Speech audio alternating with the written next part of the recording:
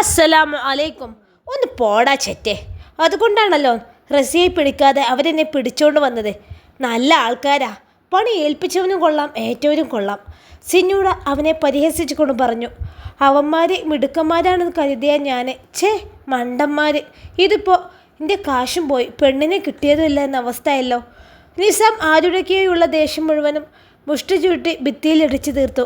അതേ, ഈ കെട്ടുന്നയിക്കോ, ഞാനൊന്ന് നേരെ നിൽക്കട്ടെ, സിന്നൂറ അസ്വസ്ഥതയോടെ പറഞ്ഞു. നിസാം കെട്ടയച്ച് അവളെ സ്വതന്ത്രയാക്കി. സിന്നൂറ കവിളിൽ ഒഴിഞ്ഞുകൊണ്ട് ആ ചെയറിൽ നിന്ന് ഉയർന്നു. എൻ്റെ അണപ്പല്ലിരൊണ്ണം ഇളകി. അവൾ ഈർഷ്യയോടെ മുരണ്ടു. സോറി സിന്നൂറ, ആ മണ്ടന്മാർ ഇങ്ങനെയൊരു പണിയൊപ്പിക്കുമെന്ന് ഞാൻ അറിഞ്ഞില്ലല്ലോ. എന്ത് ചെയ്യാനാ, അവൻ വിനയത്തോടെ പറഞ്ഞു. വിട്ടേക്ക് നിസാം, അവളെ നീ വിട്ടേക്ക്. അവളുടെ മനസ്സേ ശുദ്ധമാണ്, പഠിച്ചൻ റസിയുടെ കൂടെയാണ്. അതുകൊണ്ടാവും ഇന്നവൾ രക്ഷപ്പെട്ടത്. ഇനി അവളെ വെറുതെ വിട്ടേക്ക്. അവൾക്ക് പകരം ഞാനീ കുരിക്കൽ വന്ന് വീണതും പഠിച്ചവൻ്റെ കളിയാണ്, സിന്നൂറ പറഞ്ഞു. ഇത്രയേ ഉള്ളൂ അല്ലേ സിന്നൂറ? ചെറുതായിട്ടൊന്ന് പേടിച്ചപ്പോഴേക്കും റസിയോടുള്ള ദേഷ്യമൊക്കെ അങ്ങ് അലിഞ്ഞില്ലാതായില്ലേ നിനക്ക്? നിസാമിൻ്റെ സ്വരത്തിലെ പുച്ഛം സിന്നൂറ അറിഞ്ഞു. ഞാൻ പറഞ്ഞത് മനസ്സിലാക്കിയിട്ട് സംസാരിക്കൂ നിസാം. നിങ്ങൾ പറഞ്ഞത് ശരിയായിരിക്കാം. ഞാൻ കുഴിച്ച കുഴിയിൽ ഞാൻ തന്നെ വീണതുകൊണ്ട് എനിക്കെന്നേ ബോധോദയുണ്ടായി. ഞാൻ മാറി ചിന്തിച്ചു തുടങ്ങി. തെറ്റും ശരിയും എണ്ണി നോക്കിയപ്പോൾ പാവം ആ പെണ്ണിൻ്റെ ഭാഗത്ത് ഒരു തെറ്റുപോലും എനിക്ക് കാണാൻ കഴിഞ്ഞില്ല. പിന്നെന്തിനാണ് ഞാൻ അവളോട് പക പോക്കുന്നത്? എൻ്റെ പൊന്നാങ്ങള അവളൊരു ഗർഭിണിയാണെന്ന് പോലും ഓർക്കാതെ എത്ര ക്രൂരമായിട്ടാണ് അവളെ ദ്രോഹിച്ചത്. എന്നിട്ടും അതിൻ്റെ ദേഷ്യം അല്പം പോലും റസി എന്നോട് കാണിച്ചിട്ടില്ല, അറിയോ? അവളുടെ മനസ്സിൻ്റെ നന്മ മനസ്സിലാക്കിയെടുക്കാൻ എനിക്ക് ഈ കെണിയിൽ വീഴേണ്ടി വന്നു. അതുപോലെ തന്നെയല്ലേ റസിയ നിന്നോടും? നിനക്ക് അവളെ വേണ്ടെന്ന് പറഞ്ഞപ്പോൾ അവൾ ഒഴിവായി തന്നില്ലേ? എപ്പോഴെങ്കിലും നിന്നെ ദ്രോഹിക്കാൻ അവൾ വന്നിട്ടുണ്ടോ? ഇനി റസിയ ഒരിക്കലും അവളുടെ കുഞ്ഞിനെയും കൊണ്ട് നിങ്ങൾക്കൊരു ശല്യമായി നിങ്ങളെ ജീവിതത്തിലേക്ക് വരുമെന്ന് എനിക്ക് തോന്നുന്നില്ല. പിന്നെ എന്തിനാണ് നീ ആ പാവത്തിൻ്റെ മരണം ആഗ്രഹിക്കുന്നത് നിസാമേ? സിന്നൂറ നയത്തിൽ കാര്യം പറഞ്ഞ് അവനെ ഇതിൽ നിന്ന് പിന്തിരിപ്പിക്കാൻ ശ്രമിക്കുമ്പോൾ നിസാമിന് വല്ലാത്ത ദേഷ്യം വന്നു. അവൻ അവളെ തുറച്ചൊരു നോട്ടമായിരുന്നു. പിന്നെ നീ ഇപ്പോൾ നല്ലവളായില്ലേ? നിനക്ക് കൂടെ നിൽക്കാൻ പറ്റൂലെങ്കിൽ അത് പറഞ്ഞാൽ മതി സിന്നൂറ. അല്ലാതെ എന്നെ ഉപദേശിച്ച് നന്നാക്കാനൊന്നും ശ്രമിക്കണ്ട. അതൊരിക്കലും നന്നാവൂല. സ്വന്തം ഉമ്മ നേരെയാക്കാൻ ശ്രമിച്ചിട്ട് ഈ കുലുങ്ങാത്തവനാണ് ഈ നിസാം. എന്നിട്ടാണ് നീ ഒരു പീറപ്പെണ്ണ്. ഇനി എന്താണ് വേണ്ടതെന്ന് എനിക്കറിയാം. അവൻ ദേഷ്യത്തോടെ പറഞ്ഞ് മുഖം വെട്ടിച്ചു. ഇനിയും അവൻ്റെ ദേഷ്യം പിടിച്ചു വാങ്ങിയാൽ തനിക്കും ഇവിടെ നിന്ന് രക്ഷപ്പെടാൻ കഴിഞ്ഞില്ലെങ്കിലോ എന്ന് ചിന്തിച്ചു സിന്നൂറ. അവൻ്റെ ശത്രുത പിടിച്ചു വാങ്ങിയിട്ട് ഒടുക്കം നഷ്ടം എനിക്ക് തന്നെയാവും. എങ്ങനെയെങ്കിലും എവിടെ നിന്ന് രക്ഷപ്പെട്ട് വീട്ടിലെത്തിയാൽ മാത്രം മതിയെന്ന് തോന്നി അവൾക്ക്. ഞാൻ ഇപ്പോൾ ആരെയും ഉപദേശിക്കുന്നില്ല. ആരുടെയൊക്കെയുടെ കാതിൽ ഒന്ന് ഓതിയിട്ട് കാര്യമില്ലെന്ന് പറയുന്നതൊക്കെ കേൾക്കാം. താൻ എന്ത് വേണമെങ്കിലും ചെയ്തേ. ദയവ് ചെയ്ത് എന്നെ ഇന്ന് തിരികെ കൊണ്ടുവിട്. എനിക്ക് പോവണം. അലസമായി കിടന്ന മുടി ഒതുക്കി കെട്ടിവെച്ച് ഊർന്നിറങ്ങിയ ഷാർ നേരെയിട്ട് സിന്നൂറ അവനെ കടന്ന് ആ ബിൽഡിങ്ങിന് പുറത്തേക്കിറങ്ങി. രാവിലെ ഐഷുമ്മ എഴുന്നേറ്റ് ഉമ്മറത്തെ കതക് തുറക്കുമ്പോൾ തട്ടം പുതപ്പാക്കി കൂനിക്കൂടി കിടന്നുറങ്ങുന്നുണ്ടായിരുന്നു സിന്നൂറ. ഐഷുമ്മ അവളെ കണ്ട് അമ്പരന്നു. ഇതപ്പോൾ പൊട്ടി വീണു. ആ കൂടെ അവളിന്നലെ പറഞ്ഞ കള്ളങ്ങൾ ഓർമ്മ വന്നതും ഐഷുമ്മയുടെ കണ്ണുകളൊന്ന് മുറുകി. കനപ്പിച്ചൊരു കാൽവെപ്പോടെ ഐഷുമ്മ സിന്നുവിൻ്റെ അടുത്തേക്ക് വന്നു. സിന്നു, എടി പെണ്ണേ. ഐഷുമ്മ അവളുടെ പുറത്തുനിന്ന് തട്ടി വിളിച്ചതും സിന്ന് ചാടി എഴുന്നേറ്റു. അയ്യോ, എന്നെ കൊല്ലല്ലേ. നിങ്ങൾക്ക് ആള് മാറി. ഞാൻ സിന്നുവാണ്. നാരികളെ വിടന്നെ. ഉറക്കപ്പിച്ചിലെന്ന പോലെ നിലവിളിക്കുന്നവളെ കണ്ട് ഐഷുമ്മ അന്തിച്ചു നിന്നു. മുമ്പിൽ നിൽക്കുന്നത് ഐഷുമ്മയാണെന്നും താനിപ്പോൾ ഷിബിലിയുടെ വീട്ടിലാണെന്ന് ഉള്ളതൊന്നും മനസ്സിലാക്കാൻ 2 നിമിഷം വേണ്ടി വന്നു അവൾക്ക്. ഐഷുമ്മ അവളെ ഒന്ന് കൂർപ്പിച്ചു നോക്കിയതും സിന്നൂറ വിളറി ചിരിച്ചു. ഞാനേ ഒരു സ്വപ്നം കണ്ടതാ. സ്വപ്നത്തിൽ പറഞ്ഞതാണിതൊക്കെ. ഐഷുമ്മ ഇനി എന്തെങ്കിലും ചോദിക്കും മുമ്പേ അകത്തേക്ക് നടക്കാനൊരുങ്ങിയവൾ വാതിൽക്കൽ കൈപിണച്ച് കെട്ടി അവളെ തന്നെ നോക്കി നിൽക്കുന്ന ഷിബിലയെ കണ്ട് അവിടെ തന്നെ നിന്നു. മുഖത്തെ രക്തപ്രകാശമെല്ലാം ഒരു നിമിഷം കൊണ്ടാണ് വറ്റിയത്. അവൻ ഉടനും മുമ്പേ ഇന്നലെ റെഡിയാക്കി വെച്ച് തൻ്റെ ബാഗെല്ലാം എടുത്ത് സ്ഥലം വിടണമെന്ന് കരുതിയതാണ്. പെട്ട് മോളെ, പെട്ട്. ഇനി തനിക്ക് രക്ഷപ്പെടാൻ കഴിയില്ലെന്നവൾ ഉറപ്പിച്ചു. തലയ്ക്കകത്ത് കടന്നൽ കൂട്ടം ആർത്തിരുമ്പുന്നത് പോലെ അടിമുടി ഒരു വിറയൽ പടർന്നു കയറും പോലെ തോന്നി അവൾക്ക്. ഷിബിക്ക ജോഗിങ്ങിന് ഇറങ്ങിയതാവല്ലേ? പേടിച്ച് മുട്ടെടുക്കുന്നുണ്ടെങ്കിലും പതർച്ചയില്ലാതെ അവനെ നോക്കി പറയാൻ ശ്രമിച്ചവൾ പതിയെ അകത്തേക്ക് വലിയാനൊരുങ്ങിയതും സിന്നുവിൻ്റെ കയ്യിൽ പിടി വീണിരുന്നു. സിന്നൂറയുടെ ഉള്ളൊന്നു ഭയം കൊണ്ട് കിടുങ്ങിപ്പോയി. അങ്ങനെ അങ്ങ് പോയാലോ സിന്നു? അവിടെ നിൽക്കേ, ഇക്ക് ചോദിക്കട്ടെ. ഷിബിലി അവളുടെ കൈ പിടിച്ച് വലിച്ച് തൻ്റെ മുമ്പിലേക്ക് നിർത്തി. അവൻ്റെ കണ്ണുകളെ നേരിടാൻ കഴിയാതെ സിന്നു മുഖം താഴ്ത്തി. പറ മോളെ, ഹോസ്പിറ്റലിലെ വിശേഷങ്ങൾ പറ. എങ്ങനെയുണ്ട് നിൻ്റെ ഷിബിലി ഇക്കാക്ക്? ഐസിയുവിലാണോ? ഒരുപാട് പരിക്കുണ്ടോ അവർക്ക്? അവൻ തന്നെ കളിയാക്കുന്നതാണെന്ന് മനസ്സിലായതും സിന്നൂറ മുഖമുയർത്തിയില്ല. ഐഷുമ്മയുടെ മുഖത്തും ഇഷ്ടക്കേട് തന്നെയാവുമെന്ന് നോക്കിയില്ലെങ്കിലും അവൾ അറിഞ്ഞു. ഇടേ, ഇങ്ങോട്ട് നോക്കടി. പിന്നെ ഒരു അലർച്ചയായിരുന്നു ഷിബിലി. ആ വീട് മുഴുവനും വിറപ്പിക്കും പോലെ അവൻ്റെ സ്വരം മുഴങ്ങി. സിന്നൂറ നെട്ടിലൂടെ മുഖമുയർത്തി അവനെ നോക്കി. അവൻ്റെ കണ്ണുകൾ തീ പോലെ ചുവന്നിരുന്നു. അവൻ എത്രയും ദേഷ്യത്തിലാണ്. ഇന്നലെ രാത്രി നീ എവിടെ പോയടേ? സത്യം പറയടേ. ഷിബിലിയുടെ ശബ്ദം ഉയർന്നു. സിന്നൂറ വിറച്ചുപോയി. അത് അത് അത് ഞാൻ. ഉത്തരമില്ലാതെ അവൾ പരുങ്ങിയതും ആഞ്ഞടിച്ചു ഷിബിലി. പറയടി, ആർക്ക് വേണ്ടിയാ നീ ഇന്നലെ കള്ളം പറഞ്ഞ് റസിയെ ചതിക്കാൻ ശ്രമിച്ചത്? സത്യം മാത്രം പറഞ്ഞാൽ മതി. ഷിബിലി ആക്രോശിച്ചു. ഇനി അവൻ്റെ മുമ്പിൽ ഒരു കള്ളം പറഞ്ഞിട്ടും പിടിച്ചു നിൽക്കാൻ കഴിയില്ലെന്ന് സിന്നൂറയ്ക്ക് ഉറപ്പായി. അത് അത് അത് നിസാം പറഞ്ഞിട്ടാണ് ഞാൻ റസിയോട് കള്ളം പറഞ്ഞത്. സിന്നൂറ പറഞ്ഞത് കേട്ട് ഷിബിലിയുടെ ദേഷ്യം ഒന്നുകൂടെ വർദ്ധിച്ചു. അവനാണ് എന്നോട് കള്ളം പറഞ്ഞ് റസിയെ രാത്രി പുറത്തേക്ക് ഇറക്കാൻ പറഞ്ഞത്. സിന്നൂറ സംഭവിച്ചത് ഓരോന്നും മറച്ചു വയ്ക്കാതെ അവരോട് തുറന്നു പറഞ്ഞു. ഷിബിലിയുടെ വഴികളിൽ കോപം ആളിപ്പടരുന്നത് അവൾ ഭീതിയോടെ നോക്കി നിന്നു. സോറി ഷിബിക്ക, ഞാൻ ചെയ്തു പോയത് തെറ്റാണെന്ന് ഞാനിപ്പോൾ മനസ്സിലാക്കുന്നുണ്ട്. റസിയോട് മാപ്പ് പറയാനും കൂടി വേണ്ടിയാണ് ഞാൻ വന്നത്. സിന്നൂറ കരഞ്ഞു തുടങ്ങി. അപ്പോഴേക്കും അവളുടെ കവിളിൽ അടുത്തടി വീണിരുന്നു. ഇറങ്ങടി എൻ്റെ വീട്ടിൽ നിന്ന്. ഐഷുമ്മ വിരൽ വിറപ്പിച്ചുകൊണ്ട് അലറി. സിന്നൂറ കവിൾ പൊതിഞ്ഞു പിടിച്ച് ഐഷുമ്മയെ നോക്കി. അമ്മായി, ഇടർച്ചയോടെ വിളിച്ചു സിന്നു. നീ എങ്ങനെ എന്നെ വിളിക്കരുത്? ആ പെണ്ണിനെ കൊല്ലാൻ കൂട്ടു നിൽക്കാൻ മാത്രം ദുഷ്ട മനസ്സാടി നിന്നോട്. നീയും ഒരു പെണ്ണല്ലേ? ആ പെണ്ണ് നിന്നോട് എന്താ ചെയ്തത്? അവൾ നിന്നോട് വാക്കുകൊണ്ട് പോലും ഒന്നും പറഞ്ഞിട്ടില്ല. എന്നിട്ടും നീ എന്തിനാ പാവം പെണ്ണിനെ ഇങ്ങനെ കൊലക്ക് കൊടുക്കുന്നത്? അമ്മായി, ഞാൻ റസിയുടെ കാലിൽ വീണ് മാപ്പ് പറഞ്ഞോളാം. വിതുമ്പിക്കൊണ്ട് പറയുമ്പോൾ സിന്നൂരയുടെ വാക്കുകളിൽ കുറ്റബോധമുണ്ടായിരുന്നു. വേണ്ട, ഇനി മാപ്പും കോപ്പുമൊന്നും ഇനി അവൾക്ക് വേണ്ട. ദയവ് ചെയ്ത് നീ ഇനി കള്ളക്കണ്ണീരും കാണിച്ച് ആ പാവത്തിൻ്റെ മുമ്പിൽ ചെല്ലരുത് കേട്ടോ. അതിനെ ഇനിയും വിഷമിപ്പിക്കരുത്. കള്ളവും ചതിയുമൊന്നും തിരിച്ചറിയാൻ കഴിയില്ല ആ പാവം പെണ്ണിന്. അതിന് എല്ലാവരെയും സ്നേഹിക്കാൻ മാത്രമേ അറിയൂ. നിന്നെപ്പോലെ കള്ളം ചെയ്യാനുള്ള സാമർഥ്യമൊന്നും അതിനില്ല. ഇനി നീ ഒഴുക്കിവിടുന്ന കണ്ണുനീർ കണ്ടാലും അതിൻ്റെ ഉള്ള നോവും നിന്നോട് പൊരുത്തപ്പെട്ടു തരും. പറയുമ്പോൾ ഐഷുമ്മയുടെ സ്വരത്തിൽ റസിയോടുള്ള വാത്സല്യം വിങ്ങി. ആങ്ങളെയും പെങ്ങളെയും ഒരേ അച്ചിലിട്ട് വാർത്തവരല്ലേ, അങ്ങനെ വരൂ. ഞങ്ങൾ മനസ്സിലാക്കാതെ പോയി. നീ ഇന്നലെ കാണിച്ച വിവരക്കേട് കൊണ്ട് റസിയയ്ക്ക് എന്തെങ്കിലും പറ്റിയിരുന്നെങ്കിൽ പൊന്നാര മോളെ, ഇന്ന് ഈ ഭൂമിക്ക് മുകളിൽ ജീവനോടെ ഉണ്ടാവില്ലായിരുന്നു. സിന്നൂറ അലർച്ച പോലെ പറയുമ്പോൾ ഷിബിലിയുടെ കഴുത്തിലെ നീല നരമ്പോൾ ഉയർത്തി നിന്നിരുന്നു. തൻ്റെ മകനെ ഇത്രയും ദേഷ്യത്തോടെ കണ്ടിട്ടില്ലെന്ന് ഐഷുമ്മ ഓർത്തു. റസിയയ്ക്ക് വേദനിച്ചാൽ അവൻ്റെ ഹൃദയം മുറിയുമെന്ന് മനസ്സിലാക്കി ആ ഉമ്മ. എൻ്റെ കൂടപ്പിറപ്പിൻ്റെ മക്കളിൽ എന്ന് കരുതി നിങ്ങളെയൊക്കെ ഇവിടെ കയറ്റി താമസിപ്പിച്ചതാണ് ഞാൻ ചെയ്ത ഏറ്റവും വലിയ തെറ്റ്. നിന്നെയാണല്ലോടി ഞാൻ എൻ്റെ മരുമകളായിട്ട് കണ്ടത്. ഛേ, ഓർക്കുമ്പോൾ വെറുപ്പ് തോന്നുന്നു. നിന്നെപ്പോലുള്ളൊരു കെട്ടിയിരുന്നെങ്കിൽ എൻ്റെ മോൻ്റെ ജീവിതം എന്തായേനെ? ഭാഗ്യം, എൻ്റെ മോൻ രക്ഷപ്പെട്ടു. ഐഷുമ്മ വെറുപ്പോടെ അവളെ നോക്കി. അവരുടെയൊക്കെ കണ്ണിലെരിയുന്ന പക സിന്നൂറയെ കൂടുതൽ തളർത്തി. ആ ഉമ്മയെ നോക്കാൻ കഴിയാതെ സിന്നൂറ മുഖം താഴ്ത്തി. അവളുടെ പാവത്താൻ ചമഞ്ഞുള്ള നിൽപ്പ് കണ്ട് ഷിബിലിയുടെ ദേഷ്യം വർദ്ധിച്ചു. ഇനിയും അവളെ നോക്കിയാൽ താൻ നിലവിട്ട് എന്തെങ്കിലും ചെയ്തു പോകുമെന്നവൻ ഭയന്നു. മതി, ഇനി ഒരു നിമിഷം പോലും നീ ഇവിടെ ഉണ്ടാവാൻ പാടില്ല.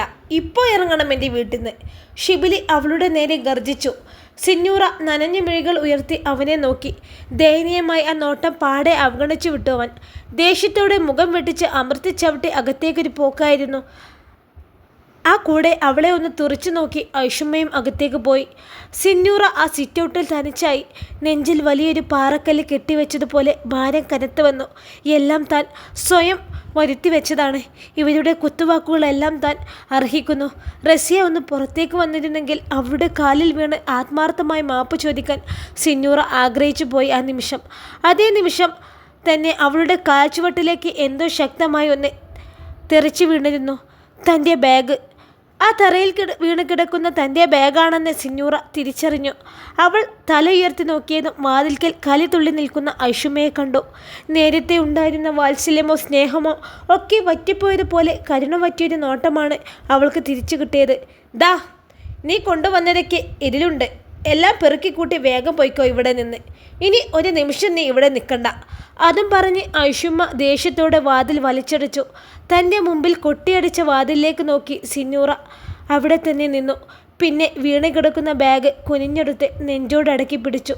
ഒന്ന് തേങ്ങാൻ പോലും കഴിയാതെ യാന്ത്രികമായി ആ വീടിൻ്റെ അവസാന പടി ഇറങ്ങുന്നേറും സിന്നൂറയുടെ കണ്ണിൽ നിന്ന് പശ്ചാത്താപത്തിൻ്റെ 2 തുള്ളി കണ്ണുനീർ നിലത്ത് വീണുടഞ്ഞു നിന്നു. റസിയ മാപ്പ്. അവളുടെ ഹൃദയം ഉരുവിട്ടുകൊണ്ടേയിരുന്നു. റസിയ സുബഹി നിസ്കാരം കഴിഞ്ഞ് പതിവ് പോലെ അടുക്കളയിലേക്ക് വന്നു. അവിടെ ഐഷുമ്മയും സാബിറയും ഉണ്ടായിരുന്നു. ഐഷുമ്മ അവളെ മുഖത്തേക്ക് നോക്കി. അവളുടെ മുഖത്ത് പുഞ്ചിരി കണ്ടതും ഐഷുമ്മയുടെ ഉള്ളൊന്ന് പൊള്ളി. സിന്നൂറ പറഞ്ഞ കഥകളൊക്കെ ഓർത്തുപോയി ഐഷുമ്മ. ഇന്നലെ ആ ദുഷ്ടന്മാർ ഇവളെ കൊണ്ടുപോയിരുന്നെങ്കിൽ ഈ പുഞ്ചിരി തനിക്ക് കാണാൻ കഴിയുമായിരുന്നു. അവളെ നഷ്ടപ്പെടുന്ന കാര്യം ഓർക്കാൻ പോലും വയ്യാതായി ഐഷുമ്മയ്ക്ക്. അവളെ അത്രക്കും ഇഷ്ടപ്പെട്ടു പോയി. നിനക്ക് വയ്യായിരുന്നെങ്കിൽ കുറച്ചു നേരം കൂടി കിടന്നൂടായിരുന്ന മോളെ, എന്തിനാ ഇത്ര നേരത്തേക്ക് എണീറ്റ് വരുന്നത്? നീ വയ്യാതിരിക്കുന്ന സമയമല്ലേ? ഞങ്ങളൊക്കെ ഇല്ലേ ഇവിടെ? ഐഷുമ്മയുടെ വാക്കുകളിൽ സ്നേഹം തുളുമ്പി. എനിക്ക് കുഴപ്പമൊന്നുമില്ല ഉമ്മ. വെറുതെ ഇരുന്നാലേ ഞാൻ മടിച്ചായി പോവും. ഇപ്പം എനിക്ക് ഒരു കുഴപ്പമില്ല. അതാ റസിയ ചുണ്ടിലെ പുഞ്ചിരി മായാതെ പറഞ്ഞു. ഉമ്മ, സിന്നൂറ അവളെ ഇന്നലെ രാത്രി കാണാതായതല്ലേ? ഇനിയും വന്നില്ലല്ലോ. നമുക്കവളെ അന്വേഷിക്കണ്ടേ? റസിയക്ക് ചോദിക്കാതിരിക്കാൻ കഴിഞ്ഞില്ല. ഐഷുമ്മയുടെ മുഖം കനത്തത് പെട്ടെന്നാണ്. അവരുടെ മുഖത്ത് ദേഷ്യം ഇടം പിടിച്ചത് കണ്ട് താൻ ഇപ്പോൾ സിന്നൂറയെ തിരിക്കിയത് തെറ്റായിപ്പോയോ എന്ന് ഓർത്തു അവൾ. എന്താ, സിന്നൂറയെ കാണാഞ്ഞിട്ട് നിനക്ക് ഉറങ്ങാൻ പറ്റുന്നില്ലേ റസിയ? ദേഷ്യത്തോടെയായിരുന്നു ആ ചോദ്യം. റസിയ മാത്രമല്ല, സാബറയും ഉമ്മയുടെ ഭാവമാറ്റം കണ്ട് പകപ്പോടെ നോക്കി. ഇനി സിന്നൂറയെ ആരും തിരക്കേണ്ട കേട്ടോ. അവൾ പോയതല്ല, ഞാൻ ആട്ടിയിറക്കി വിട്ടതാണ്. അവളിനിയും ഇവിടെ തുടർന്നാൽ ഇവിടെ പല അപകടവും സംഭവിക്കും. എനിക്കറിയാം. വിഷമാണ് അവളുടെ ഉള്ളിൽ നിറച്ചും. ഇങ്ങനെയൊക്കെ പറയാൻ മാത്രം എന്താണ് ഇവിടെ ഉണ്ടായതുമ്മ? സാബറ ചോദിച്ചു. ഐഷുമ്മ സിന്നൂറ പറഞ്ഞ് അറിഞ്ഞതെല്ലാം അവരോട് പറഞ്ഞു. റസിയ ഞെട്ടിത്തിരിച്ചു പോയി. നിസാമിൻ്റെ പക ഇപ്പോഴും തീർന്നിട്ടില്ലെന്നോ? അയാൾ എന്തിനാണ് ഇപ്പോഴും തൻ്റെ മരണം ആഗ്രഹിക്കുന്നത്? അയാളുടെ കുഞ്ഞിനെ ഞാൻ പ്രസവിക്കുമെന്ന് ഭയന്നോ? റസിയ തളർച്ചയോടെ റാക്കിലേക്ക് ചാരി. അവളുടെ കണ്ണുകളിൽ നനവൂറിയിരുന്നു. ഐഷുമ്മ അവളുടെ അടുത്തേക്ക് വന്നു. മോള് വിഷമിക്കണ്ട. ഒരു ശക്തിയും നിന്നെ ഇവിടെ നിന്ന് കൊണ്ടുപോവില്ല. നിന്റെ കൈ പിടിച്ചത് എൻ്റെ മകനാണ്. ആര് നിന്നെ കഴിയുഞ്ഞാലും അവൻ നിന്റെ കൂടെ ഉണ്ടാവും. ഉറച്ച സ്വരത്തിൽ പറഞ്ഞുകൊണ്ട് ഐഷുമ്മ അവളുടെ തോളിൽ തട്ടി. ഓഫീസിലേക്ക് ഇറങ്ങിയതാണ് നിസാം. കവല കഴിഞ്ഞതും തൻ്റെ ബൈക്കിനെ മറ്റേതൊരു വാഹനം പിന്തുടരുന്നെന്ന് തോന്നി അവനെ. ഡ്രൈവ് ചെയ്യുന്നതിനിടയിൽ അവൻ ഇടയ്ക്കിടെ തിരിഞ്ഞു നോക്കുന്നുണ്ടായിരുന്നു. ചെറുതല്ലാത്തൊരു ഭയം നെഞ്ചിനെ പൊതിഞ്ഞു തുടങ്ങിയപ്പോഴാണ് അവൻ ഇനി ഇടറോഡിലൂടെ യാത്ര ചെയ്യാമെന്ന് വെച്ചത്. അത് കുറച്ച് വളഞ്ഞ വഴിയാണ്. ഓഫീസിലേക്ക് എത്താൻ സമയം പിടിക്കും. എന്നിരുന്നാലും ആരെയും പേടിക്കാതെ പോകാമല്ലോ എന്നാണ് അവൻ ചിന്തിച്ചത്. പൊട്ടിപ്പൊളിഞ്ഞ കിടക്കുന്ന പഞ്ചായത്ത് റോഡിലൂടെ പോകുന്ന നിസാമിൻ്റെ മുൻപിലേക്ക് മറ്റൊരു വാഹനം വന്ന് നിർത്തി. ഷിബിലി. ആ കാറ് കണ്ടതും നിസാമിൻ്റെ ചുണ്ടുകൾ വിറയിലൂടെ മന്ത്രിച്ചു. ഈ വരവ് നിസാം പ്രതീക്ഷിച്ചതാണ്. സിന്നൂറ തിരിച്ചു വീട്ടിലെത്തിയാൽ അവളെക്കൊണ്ട് ഇന്നലെ നടന്നതെല്ലാം തത്ത പറയും പോലെ ഇവൻ പറയിക്കുമെന്ന് അവൻ ഉറച്ചിരുന്നു. നിസാമിൻ്റെ സിരകളിലൂടെ ഭയം അതിവേഗം പടർന്നു കയറി. ഷിബിലിയോട് ഒറ്റയ്ക്ക് ഏറ്റുമുട്ടാനുള്ള ചങ്കുറപ്പൊന്നും അവനില്ല. നിസാം പെട്ടെന്ന് തന്നെ ബൈക്ക് തിരിക്കാൻ ശ്രമിച്ചതും ഷിബിലി വട്ടം കയറി അവനെ തടഞ്ഞു. ഒപ്പം ബൈക്കിൻ്റെ കീ ഊരി അവൻ്റെ ഉള്ളം കൈയിലിട്ടെന്ന് അമ്മാനമാടി. ഷിബിലി, വേണ്ട, വെറുതെ സീനുണ്ടാക്കാൻ നീ വരണ്ട. നിസാം ഭയം അടക്കി അവനെ നോക്കി പറഞ്ഞു. അത് കേട്ട് ഷിബിലി പൊട്ടിച്ചിരിച്ചു. ആ ചിരിയിൽ മുഴുവനും നിറഞ്ഞു നിൽക്കുന്നത് പകയാണെന്ന് നിസാം തിരിച്ചറിഞ്ഞു. അവൻ്റെ ഉള്ളം വിറച്ചു. ആ കീ ഇങ്ങ് തന്നേക്ക്. നിസാം പറഞ്ഞു തീർക്കും മുമ്പേ ഒറ്റ ചെവിട്ടായിരുന്നു ഷിബിലി. നിസാമും അവൻ്റെ ബൈക്കും ഒരുമിച്ച് നിലം പൊത്തി. നിസാം അലറി വിളിച്ചുകൊണ്ട് ബൈക്കിനിടയിൽപ്പെട്ട ഇടത് കാൽ വലിച്ചെടുക്കാൻ ശ്രമിച്ചു. ഷിബി, വേണ്ടട്ടോ, ഇനി എന്നെ ഉപദ്രവിക്കരുത്, വിറയിലൂടെ പറഞ്ഞവൻ കൈകൂപ്പി. നിനക്കെൻ്റെ പെണ്ണിൻ്റെ ജീവൻ എടുക്കണമല്ലേ? നിനക്ക് അതാണല്ലേ? ഷിബിലി പകയോടെ മുരുണ്ടു. എൻ്റെ പെണ്ണ്. ആ വാക്കുകളിൽ കുടുങ്ങിക്കിടന്നു നിസാമിൻ്റെ ഹൃദയം. റസിയ അവനെ എത്രമാത്രം പ്രിയപ്പെട്ടതാണെന്ന് തിരിച്ചറിയുകയായിരുന്നു നിസാം ആ നിമിഷം. സോറി ഷിബി, ഇനി ഞാൻ ഒന്നിനും വരൂല, സോറി. അവൻ വീടെടുത്ത് കിടന്ന് തന്നെ കൈകൂപ്പി പറഞ്ഞു. ഇനി നിന്നെ ഞാൻ വെറുതെ വിടണല്ലേ? വിടാം. ചോദിക്കുമ്പോൾ ആ ഷിബിലിയുടെ ചുണ്ടിൽ ക്രൂരമായൊരു ചിരിയായിരുന്നു. നിന്നോട് ഞാൻ പറഞ്ഞതല്ലടാ, എൻ്റെ പെണ്ണിൻ്റെ വഴിയിൽ പോലും നിന്റെ കരിനീൽ വീഴരുതെന്ന്. എത്ര തവണ ഞാൻ നിന്നെ വാണിംഗ് ചെയ്തിട്ടുണ്ട്. അപ്പോഴേക്കും നീ മാറുമെന്നൊരു പ്രതീക്ഷ എനിക്കുണ്ടായിരുന്നു. എന്നാൽ നീ ഒരു കാലത്തും നന്നാവില്ലെന്ന് തെളിയിച്ചു കഴിഞ്ഞു നിസാം. ഇനി ഒരു ദയവും നീ അർഹിക്കുന്നില്ല. ആ പാവത്തെ വേദനിപ്പിച്ചതൊക്കെയും നീ അനുഭവിച്ചേ പറ്റൂ. അത് പറയുന്നതിനോടൊപ്പം കയ്യിൽ കരുതിയ ഇരുമ്പുതൊണ്ട് കൊണ്ട് അവൻ്റെ കാലിന് നേരെ ആഞ്ഞു വീശിയിരുന്നു ഷിബിലി. വേദന കൊണ്ട് പുളയുമ്പോൾ നിസാമിൻ്റെ വായിൽ നിന്നൊരു അപശബ്ദമുണ്ടായി. കാതടുപ്പിക്കുന്ന ശബ്ദം കേട്ട് ഷിബിലി തല വെട്ടിച്ച് മിഴികൾ ഇറുക്കെ പൂട്ടി. നിസാം തൻ്റെ സുഹൃത്താണ്, കൂടെപ്പിറപ്പാണ്, ഒന്നും മറന്നതല്ല. പക്ഷേ അവൻ വേദനിപ്പിക്കുന്നത് തൻ്റെ പെണ്ണിനെയാണ്. അവൾക്ക് വേദനിച്ചാൽ വേദനിക്കുന്നത് തൻ്റെ ഹൃദയമാണ്. ഹൃദയത്തേക്കാൾ വലുതല്ലല്ലോ മറ്റൊന്നും. അവളുടെ വയറ്റിലുള്ള കുഞ്ഞിനെ ഓർത്തായിരിക്കുമല്ലോ നിൻ്റെ ടെൻഷൻ. നീ എത്രയൊക്കെ അല്ലെന്ന് പറഞ്ഞിട്ടും ആ കുഞ്ഞ് നിൻ്റെ രക്തമാണെന്ന് എനിക്കുറപ്പുണ്ട്, നിനക്കുറപ്പുണ്ട്. അതുകൊണ്ടാണ് നീ ആ കുഞ്ഞിനെ അത്രയും ഭയക്കുന്നത്. 3 മൊഴിയും ചൊല്ലി പിരിച്ചു വിട്ടാലേ കെട്ടിയ പെണ്ണ് നിൻ്റെ ഭാര്യയല്ലാതാവും. പക്ഷേ 3 അല്ല 300 പ്രാവശ്യം നീ തള്ളിപ്പറഞ്ഞാലും നിൻ്റെ രക്തത്തിൽ കുരുത്ത കുഞ്ഞ് നിൻ്റേതാവില്ലല്ലോ നിസാം. ഷിബിലി വീണു കൊടുക്കുന്ന നിസാമിൻ്റെ അടുത്തേക്ക് കുനിഞ്ഞു വന്നു. നിസാം അവനെ ഭയത്തോടെ നോക്കി. ആ കുഞ്ഞ് വളർന്ന് അവൻ്റെ ഉമ്മയ്ക്ക് വേണ്ടി സംസാരിക്കുമോ എന്ന് നിനക്ക് ഭയമുണ്ടോ നിസാം? അതായിരിക്കും നീ അവളെ നശിപ്പിക്കാൻ നിൽക്കുന്നത് അല്ലേ? ഷിബിലി അവൻ്റെ ഷർട്ടിൽ പിടിച്ചു വലിച്ച് അവനെ എഴുന്നേൽപ്പിച്ചു. ഒടിഞ്ഞു തൂങ്ങിയതുപോലെ വേദനിക്കുന്ന കാൽ വലിച്ച് നിസാം നിന്നു. ഇനി എന്നെ ഒന്നും ചെയ്യരുത് എന്ന് യാചിക്കുന്ന നിസാമിൻ്റെ മുഖത്തേക്ക് കൈവീശി ഒറ്റയടിയായിരുന്നു ഷിബിലി. നിസാം വീണ്ടും ആ മണ്ണിലേക്ക് തന്നെ ഉലഞ്ഞു വീണുപോയി. അതിനെ ഓർത്ത് നീ ആദ്യ പിടിക്കണ്ട നിസാം. ഉണ്ടാക്കിയത് നീയാണെങ്കിലും ആ കുഞ്ഞിൽ നിനക്ക് യാതൊരു അവകാശവും ഇല്ല. നിന്നെപ്പോലെ ഒരു തന്തയുടെ മേൽവിലാസത്തിൽ ജനിക്കേണ്ടി വരുന്നതിനേക്കാൾ നല്ലത് ആ കുഞ്ഞ് തന്തയില്ലാതെ വളരുന്നത് തന്നെയാണ്. ആ കുഞ്ഞ് എൻ്റെ റസിയയുടെ മാത്രം കുഞ്ഞാണ്. നിന്നെപ്പോലൊരു വൃത്തികെട്ടവന് എൻ്റെ റസിയയുടെ കുഞ്ഞിൻ്റെ ബാപ്പയാകാൻ ഒരു യോഗ്യതയുമില്ല നിസാം. അതിനെ വളർത്താൻ പോകുന്നതേ ഞാനാണ്, ഈ ഷിബിലി. ആ കുഞ്ഞു ബാപ്പ എന്ന് വിളിക്കുന്നത് എന്നെയായിരിക്കും. പക തീരാതെ അവനെ പിടിച്ചുയർത്തി ഇരു കവളിലും മാറി മാറി അടിക്കുമ്പോൾ ഷിബിലി പറഞ്ഞുകൊണ്ടേയിരുന്നു. നിസാം തീർത്തും അവശനായി. കാലൊന്ന് അനക്കാൻ പോലും കഴിയുന്നില്ല, അത്രയും വേദന. വായിൽ നിന്ന് രക്തം കിനിഞ്ഞിറങ്ങി ആ പച്ചമണ്ണിലൂടെ പടരുന്നുണ്ട്. ഷിബി, ഇനി എന്നെ തല്ലരുത്, തല്ലിയാൽ ഞാൻ ചത്തുപോകും. കൺപോളകൾ അടഞ്ഞു പോകുമ്പോഴേക്കും നിസാം വാക്കുകൾ കൂട്ടിപ്പെറുക്കി കെഞ്ചി പറഞ്ഞിപ്പിച്ചു. ഇല്ല, നിന്നെ ഞാൻ മരണത്തിന് വിട്ടുകൊടുക്കില്ല നിസാം. നീ ജീവനോടെ ഈ ഭൂമിയിൽ തന്നെ വേണം. നീ ഉപേക്ഷിച്ച കുപ്പത്തൊട്ടിയിലേക്ക് വലിച്ചെറിഞ്ഞ മാണിക്യത്തെ മനോഹരമായി ഞാൻ പ്രണയിക്കുന്നത് നീ കാണണം. നിന്റെ കുഞ്ഞ് എന്നെ ബാപ്പി എന്ന് വിളിച്ച് എൻ്റെ വിരൽത്തുമ്പിൽ കോർത്തി പിടിച്ച് പിച്ച വെക്കുന്നത് നീ കാണണം നിസാം. അതാണ് ഈ ഷിബിലിയുടെ ആഗ്രഹം. അത് കണ്ട് നീ വേദനിക്കണം. റസിയയുടെയും കുഞ്ഞിൻ്റെയും ശ്വാസമായി ഞാനുണ്ടാവും കൂടെ. അവരുടെ മേൽ ഒരു കുഞ്ഞു പോറലേൽപ്പിക്കാൻ പോലും നിനക്കോ നിൻ്റെ ആളുകൾക്കോ കഴിയില്ല. നിലത്ത് വീണ് കിടക്കുന്നവൻ്റെ കൈപ്പത്തി ആ മണ്ണിലിട്ട് ഞെരിക്കും വിധം ഷിബിലിയുടെ കാലിലെ ചെരുപ്പ് അമർന്നു. നിലവിളിക്കാൻ പോലും കഴിയാതെ നിസാം വേദന കൊണ്ട് പിടഞ്ഞു. ആ കുഞ്ഞിൻ്റെ മുഖം കാണുമ്പോൾ നീ ഉപേക്ഷിച്ചതിൻ്റെ വില എന്താണെന്ന് നീ അറിയും നിസാം. ഇനി ഒരിക്കലും തിരിച്ചു കിട്ടാത്ത ഇന്നലകളെ ഓർത്ത് അന്ന് നിൻ്റെ ഹൃദയം പിടയും. അങ്ങനെ നീർനീർന്ന് ഇല്ലാതാവണം. അതാണ് നിനക്ക് ഞാൻ നൽകുന്ന ശിക്ഷ. ബാക്കിയുള്ളത് പടച്ചവൻ മുറയ്ക്ക് തന്നോളും. ഷിബിലി മൂർച്ചയോടെ പറയുന്നത് ഓരോന്നും കേട്ട് നിസാം ആ വഴിയരികിൽ തളർന്നു കിടന്നു. കാറിലേക്ക് കയറി ഷിബിലി ഫോൺ എടുത്ത് എളാപ്പ എന്ന് സേവ് ചെയ്ത നമ്പറിലേക്ക് വിളിച്ചു. ഷിബിലിയുടെ പുതിയ നമ്പർ സേവ് ചെയ്യാത്തത് കൊണ്ടാവും ഹംസ പെട്ടെന്ന് കോൾ എടുത്തു. എളാപ്പ, ഇത് ഷിബിലിയാണ്. അവൻ്റെ ശബ്ദം കേട്ടതും ഹംസക്കെങ്ങ് ദേഷ്യം വന്നു. ഡാ, നീ എന്തിനാറ നാറി എന്നെ വിളിച്ചത്? നിനക്കിപ്പോൾ എന്താ വേണ്ടത്? അയാൾ കിതച്ചു. ഓഹോ, വെറുതെ ഇങ്ങനെ BP കൂട്ടല്ലേ എളാപ്പാ. ഞങ്ങളോട് കിന്നാരം പറയാനൊന്നും വിളിച്ചതല്ല. നിങ്ങൾ ആ പുന്നാര മോനെ നിസാമെ ആ ഓവുപാലത്തിനടുത്ത് വീണ് കിടപ്പുണ്ട്. വേണമെങ്കിൽ എടുത്ത് ഹോസ്പിറ്റലിൽ കൊണ്ടുപോയിട്. അല്ലെങ്കിലേ അവനെവിടെ കിടന്ന് ചോര വാർന്ന് ചാവും. ഷിബിലി പറയുന്നത് കേട്ട് ഹംസ പകച്ചുപോയി. നീ എന്താടാ നാളെ എൻ്റെ മോനെ ചെയ്തത്? ഹംസ ഒച്ചയെടുത്ത് ചീറി. അതിന് മറുപടിയായി ഷിബിലി ഒന്ന് ചിരിച്ചു.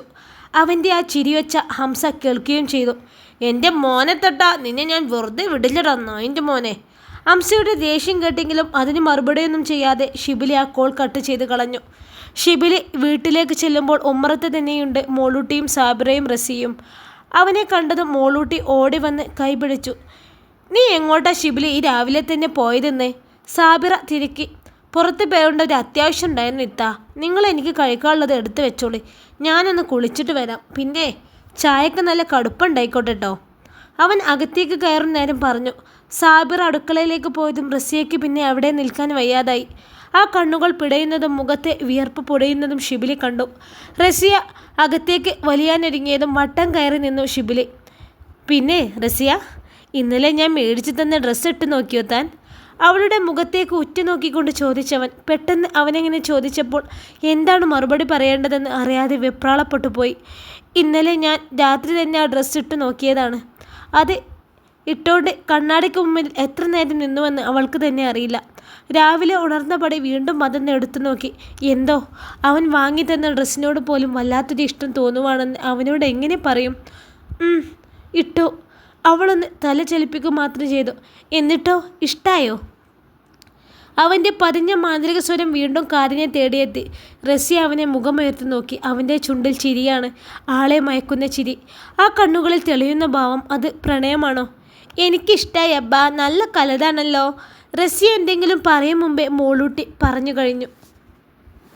ചില്ലി റെഡ് കളറിലുള്ള ഫ്രോക്ക് സ്റ്റൈൽ ചുരിദാറായിരുന്നു ഷിബിലി റസിയയ്ക്ക് വേണ്ടി വാങ്ങിയത്. അതേ കളറിലുള്ള കുഞ്ഞുടുപ്പ് തന്നെയായിരുന്നു മോളൂട്ടിക്കും.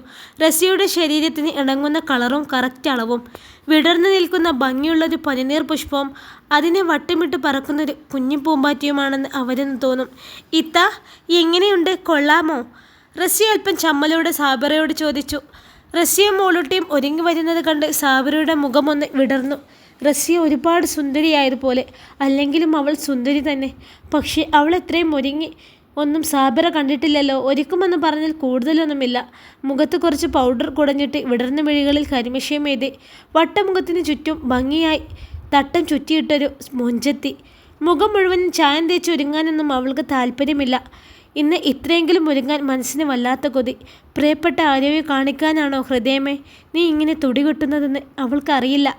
ഉള്ളിൽ തൻ്റേതാവുമെന്ന് ഒരു ഉറപ്പുമില്ലാത്ത പ്രണയം സൂക്ഷിക്കുന്നത് കൊണ്ടാണോ തനിക്ക് ഇത്രയും മാറ്റം? റസിയയ്ക്ക് തന്നെ അതിശയമാണ്.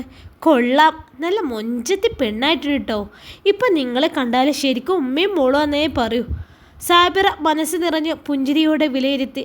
ആണോ ഇത്താ? റസിയയ്ക്ക് ഇതിൽ പരം ആഹ്ലാദം വേറെയുണ്ടോ? പിന്നെ അടിപൊളിയായിട്ടുണ്ട് റസിയ. നിങ്ങളാരും കണ്ണു വെക്കാതിരിക്കട്ടെ, സാബിറ കൂട്ടിച്ചേർത്തു. അപ്പം മോളൂട്ടിയോ? ഞാനും മുഞ്ചത്തി തന്നെയാ. മോളൂട്ടി പരിഭവത്തോടെ കവിൾ വീർപ്പിച്ചു. അച്ചോടാ, പെണുങ്ങിയോ എൻ്റെ ചുന്ദരിക്കോതാ? നീ എൻ്റെ ചുന്ദരിക്കോതയല്ലേ പെണ്ണേ? സാബിറ കുഞ്ഞിപ്പെണ്ണിൻ്റെ കവിളിൽ അമർത്തിയൊരു ഉമ്മ വെച്ചു. അതോടെ പിണക്കമെല്ലാം മാറി ആ കുഞ്ഞു ചുണ്ടിൽ ചിരി തുളുമ്പിയെത്തി. ഇത്താൻ്റെ ഡ്രസ്സും കൊള്ളാട്ടോ, റസിയ ചിരിയോടെ പറഞ്ഞു. അവരെങ്ങനെ സംസാരിച്ച് മുറ്റത്ത് നിൽക്കുമ്പോഴാണ് പോകാനുള്ള വാഹനം വന്ന് നിർത്തുന്നത്. ഷിബിലി പറഞ്ഞു വിട്ടതാണ്. അവൻ നേരത്തെ പള്ളിയിലേക്ക് പോയിരുന്നു. പള്ളിയിൽ വെച്ചാണല്ലോ നിക്കാഹ്. അത് കഴിഞ്ഞാൽ പെണ്ണിനെ കൊണ്ടുപോകാൻ ചെറുക്കൻ്റെ വീട്ടിൽ നിന്ന് കുറച്ചു പേര് വരുന്നുണ്ട്. പിന്നെ അലിക്കയുടെ അയൽവാസികളായ വിരലിലെണ്ണാവുന്നത്ര കുറച്ചു പേര് മാത്രമുള്ളൊരു ചെറിയ കല്യാണം. ഷിബിലി വിളിച്ചു പറഞ്ഞത് പ്രകാരം ഹംസ ഓവുപാലത്തിൻ്റെ അടുത്തേക്ക് വന്നപ്പോൾ കാണുന്നത് നിസാം ബോധം കെട്ട് വഴിയോരത്ത് വീണ് കിടക്കുന്ന കാഴ്ചയായിരുന്നു. അയാൾ പെട്ടെന്ന് തന്നെ അവനെ എടുത്ത് കാറിൽ കയറ്റി ഹോസ്പിറ്റലിലേക്ക് എത്തിച്ചു. വലത് കാലിന് നല്ല പരിക്കുണ്ട്. സർജറി വേണ്ടിവരുമെന്നാണ് ഡോക്ടർ പറഞ്ഞത്. വിവരമറിഞ്ഞ് ഹിഷാമും നബീസും ഷെഹർബാനും ഹോസ്പിറ്റലിലേക്ക് എത്തിയിരുന്നു. എൻ്റെ മോനെ കൈവച്ച നാറിയെ ഞാൻ കൊല്ലും. ഇവിടെ നിന്ന് ഇറങ്ങിക്കോട്ടെ. ഓൻ്റെ നെകളിപ്പ് ഞാൻ തീർത്തു കൊടുക്കുന്നുണ്ട്. ഈ ഹംസ ആരാണെന്ന് അവന് ശരിക്കും അറിയില്ല. പകയോടെ പറഞ്ഞുകൊണ്ട് ഓപ്പറേഷൻ തിയേറ്ററിൻ്റെ മുൻപിലൂടെ ഇരിപ്പറിക്കാതെ അങ്ങോട്ടും ഇങ്ങോട്ടും നടക്കുകയാണ് ഹംസ. നിങ്ങളുടെ ബാപ്പാക്ക് കിട്ടിയതൊന്നും പോരെന്ന് തോന്നുന്നു. ഹംസ പറയുന്നത് കേട്ട് ബാനു പുച്ഛത്തോടെ ചിരികൊട്ടി. ഇഷാം നീരസത്തോടെ ബാപ്പയെ നോക്കി. അയാളെ കച്ചറ സ്വഭാവത്തോടെ എന്നെതിരാണല്ലോ നിസാം. അവൻ നബീസുമ്മയെ പോലെയാണ്, തണുപ്പൻ പ്രകൃതം. ഹംസയുടെ രൂപവും സ്വഭാവം പതിച്ചു കിട്ടിയിരിക്കുന്നത് നിസാമിനാണല്ലോ. നബീസുമ്മ നെറ്റിയിൽ കൈത്താങ്ങി വെച്ച് ആരെയും നോക്കാതെ മുഖം കുനിച്ച് ഒരേ ഇരിപ്പാണ്. ഷിബിലിയാണ് നിസാമിനെ തല്ലിയതെങ്കിൽ അതിന് തക്കതായ കാരണമുണ്ടാവുമെന്ന് അവർക്കറിയാം. അവൻ പിന്നെയും ആ റസിയെ ഉപദ്രവിച്ചിട്ടുണ്ടാവുമോ? അങ്ങനെ എന്തെങ്കിലും സംഭവിക്കാതെ ഷിബിലി നിസാമിനെ ഒരിക്കലും ഉപദ്രവിക്കില്ലെന്ന് നബീസുമ്മ ആകുലതയോടെ ഓർത്തു. ആ ഓപ്പറേഷൻ തിയേറ്ററിനകത്ത് കിടക്കുന്ന സ്വന്തം മോനെ ഓർത്ത് ആ ഉമ്മയുടെ ഹൃദയം വേദനിച്ചില്ല. ഒരു തുള്ളി കണ്ണുനീര് പോലും പൊഴിച്ചില്ല. വേദനിച്ചതൊക്കെയും റസിയെക്കുറിച്ചായിരുന്നു. ആ പാവത്തെ നീ കാത്തുകൊള്ളണമേ റബ്ബേ. നബീസുമ്മ ഹൃദയം പൊട്ടി പ്രാർത്ഥിച്ചതത്രയും തൻ്റെ മകൻ ചവിട്ടേരിച്ച് കണ്ണീർ കടലിൽ താഴ്ത്തിയ ആ പെണ്ണിന് വേണ്ടിയായിരുന്നു. ആ പാവം പെണ്ണിനെ ഒരു ദൈവം കൂടാതെ നോവിച്ചിറക്കി വിട്ട ബാപ്പയ്ക്കും മോനും ഇതിലും വലുതായി എന്തൊക്കെയോ വരാണെന്നുണ്ടെന്ന് ആ ഉമ്മാൻ്റെ മനസ്സ് പറയുന്നുണ്ടായിരുന്നു. ഹംസ നബീസുമ്മയുടെ അരികിൽ വന്നിരുന്നു. ഓ, എന്തൊക്കെയായിരുന്നു ഷിബിലി പുരാണം.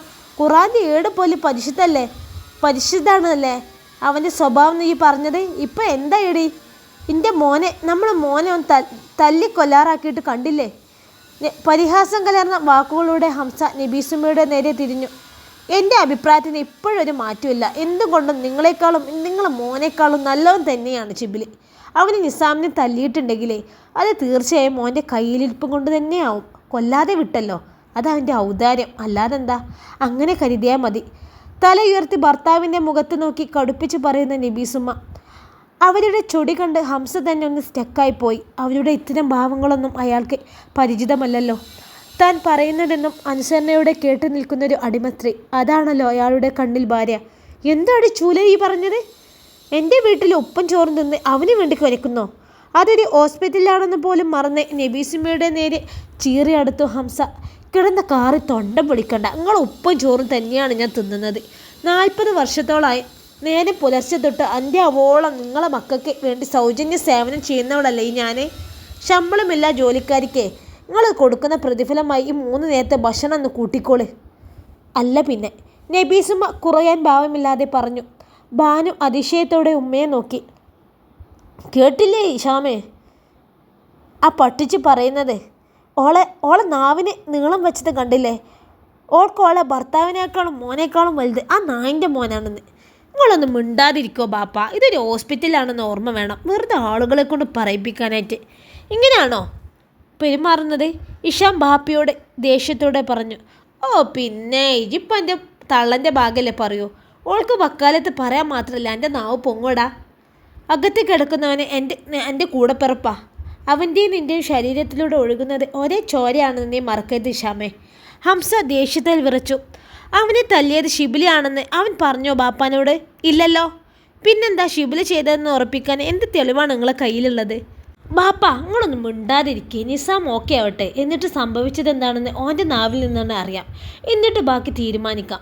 ഇഷാം മയത്തിലാണെന്ന് പറഞ്ഞതെങ്കിലും അവനാ പറഞ്ഞത് ഇഷ്ടപ്പെടാതെ ചാടി എഴുന്നേറ്റ് ചവിട്ടിത്തുള്ളി ഹംസ അവിടെ നിന്നും പോയിരുന്നു. ഇൻഷാ അല്ലാഹ് ഈ കഥയുടെ ബാക്കി ഭാഗവുമായി നാളെ കാണാം. അസ്സലാമു അലൈക്കും. എല്ലാവരും ലൈക്കും കമൻറ്റും ചെയ്യണേ.